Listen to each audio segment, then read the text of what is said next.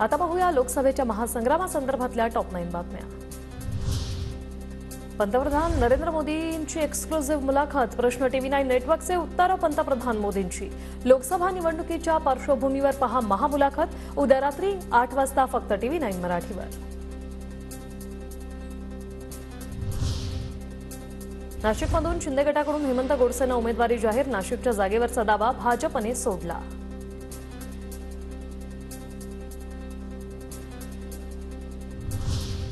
नाशिकमध्ये शिंदे गटाचा उमेदवार भाजपने दावा सोडल्याने दिनकर पाटील नाराज।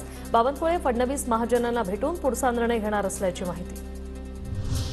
हेमंत गोडसेंना फायदा होणार नाही, अनिल परबांचं वक्तव्य। शिंदे गटासह भाजप अजितदादा गटानेही नाशिकवर दावा केला होता। काही दिवसांपासून सुरू असलेल्या नाट्याचा गोडसेंनाच फटका बसेल, अनिल परबांचा दावा।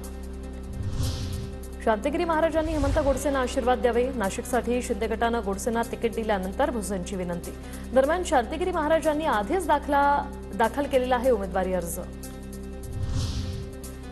उद्यापासून हेमंत गोडसेंचा प्रचार सुरू होईल। उशीर झाला असला तरी नाशिकमध्ये हेमंत गोडसे सर्वांना माहिती, त्यांचा प्रचार जोमाने करू, भुजबळांची प्रतिक्रिया। लोकांनी गद्दारांना गाडायचं ठरवलंय। हेमंत गोडसे समोर असले तरी फरक पडत नाही, विजय निश्चितपणे आमचाच होणार। महाविकास आघाडीचे उमेदवार राजाभाऊ वाजे यांचा दावा। कल्याणमधून श्रीकांत शिंदे आणि ठाण्यातून नरेश मस्केंना महायुतीची उमेदवारी। परिपत्रक काढत शिंदे गटाकडून अधिकृत घोषणा।